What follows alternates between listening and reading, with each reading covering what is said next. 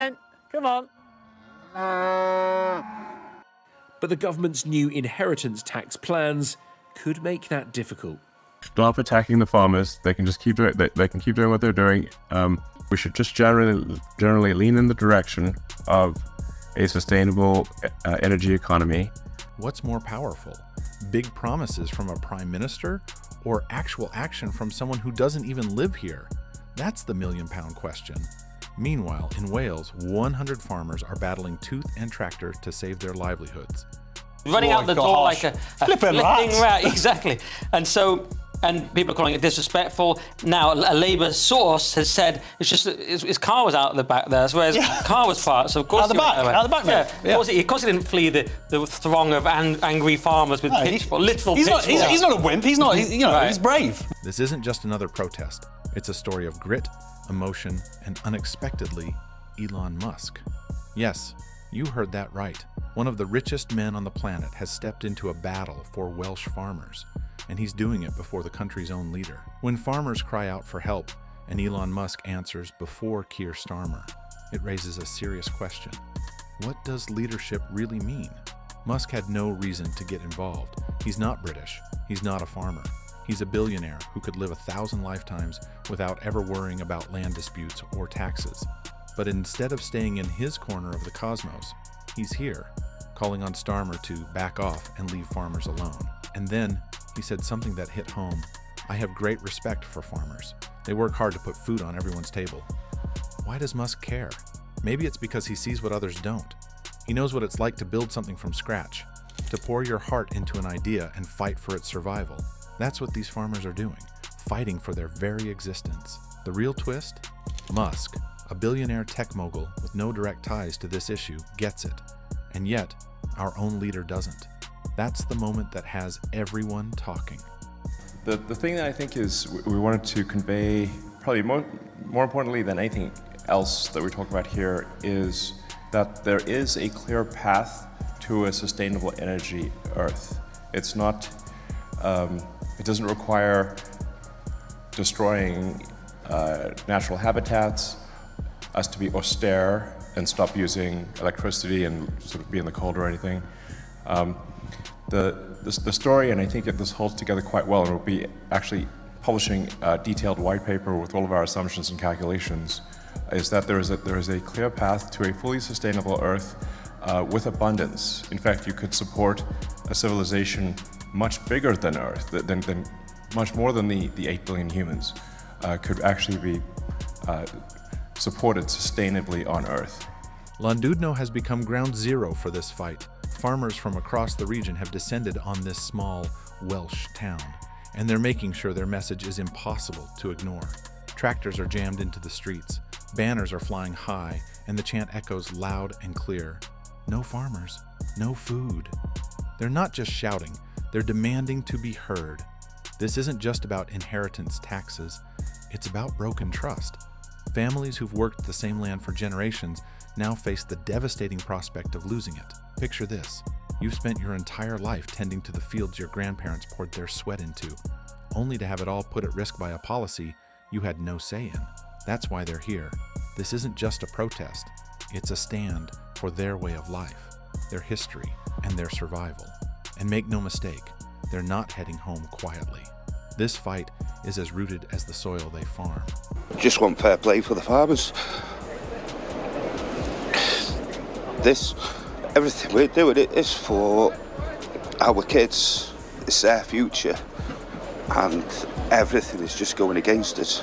This inheritance tax it's ridiculous. When a billionaire known for rockets and electric cars steps into a fight over farmland in Wales, you can't help but do a double take. Elon Musk, yes, the Mars guy, is backing Welsh farmers. But why? What's got one of the richest men in the world speaking out about inheritance taxes in a country he doesn't even call home? Here's the thing, Musk doesn't have to care. He's not losing sleep over tax policies, and he's certainly not losing money. But maybe that's exactly why he's stepping in, because he can.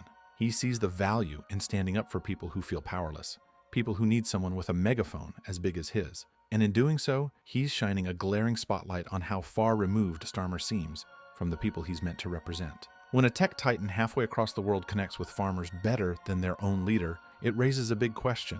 Who's really listening? For sure, we can leave the farmers alone. These actions that hurt farmers' ability to do farming. A lot of respect for the hard work associated with farming are unnecessary and will achieve nothing with respect to global warming. For the farmers, this fight isn't just about money, it's about everything they've poured their lives into.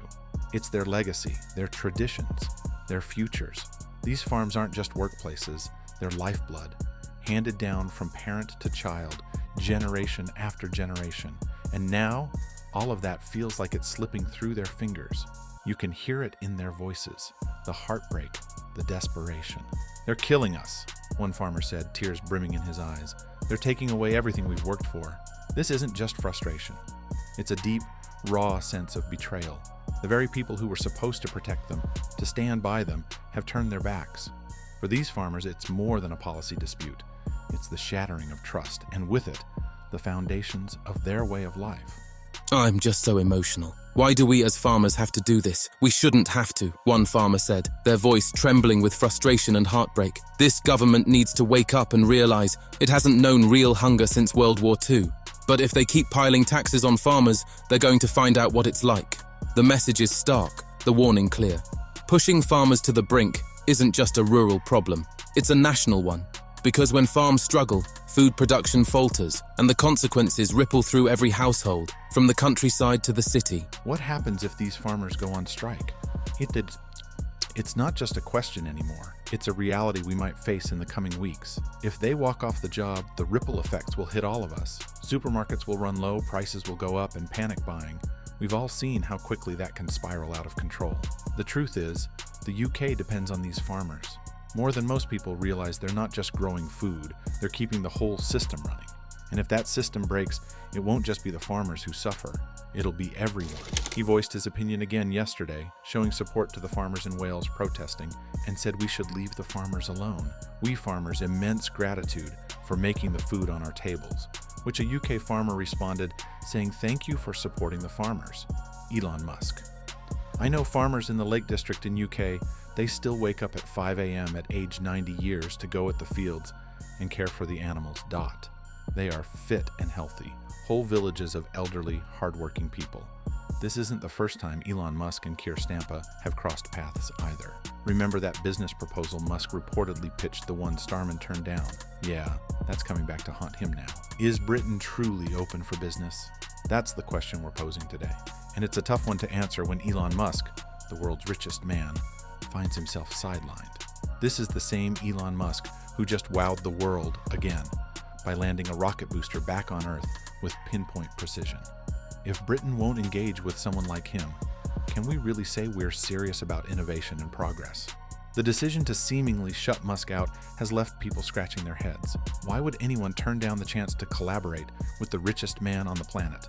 Was it politics, ego, or just an embarrassing misstep? Whatever the reason, it's increasingly looking like a missed opportunity. And Musk isn't holding back. He's called out Keir Starmer publicly, and the backlash is growing. But this isn't just about Musk. There's a growing perception that Starmer has a habit of brushing off help, whether it's from global visionaries like Musk or everyday grassroots voices like farmers. This isn't an isolated incident, it's part of a pattern. Time after time, Starmer seems to sideline solutions, even when they're handed to him on a silver platter. Take the plight of farmers. They're warning that inheritance taxes could force many to sell their land, in a country where 90% of the land is farmed. And yet, Starmer made no mention of them today. Make no mistake, he says, I'll defend our budget decisions all day long.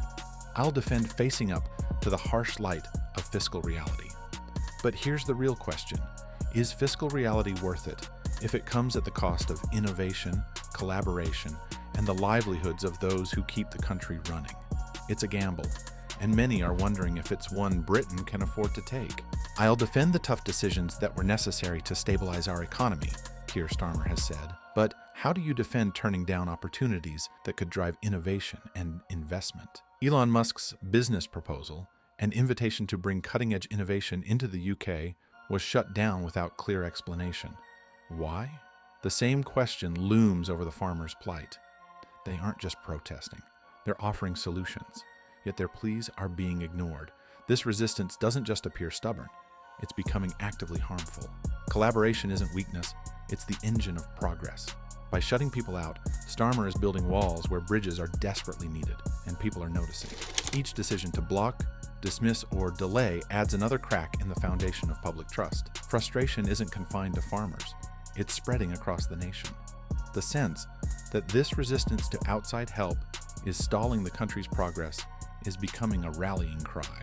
In Llandudno, the protests are only the beginning. The farmers have made their message clear. They will not stop until their voices are heard. Strikes are escalating. Behind the scenes, talks of blockades, mass demonstrations, and disruptions to supply chains are gaining traction. Even now, police have banned tractors from joining the planned November 19th protest against the UK government, a move that only adds fuel to the fire. For farmers, this fight is existential. The new inheritance tax isn't just a financial inconvenience, it's a death sentence for family farms. Without action, generations of agricultural heritage will vanish, with farms either abandoned or sold off for other uses. This is bigger than the farmers. It's about all of us. If the government can attack the very people who feed the nation, what's stopping them from coming for the rest of us? That's why the protests are becoming a national issue. Farmers are calling.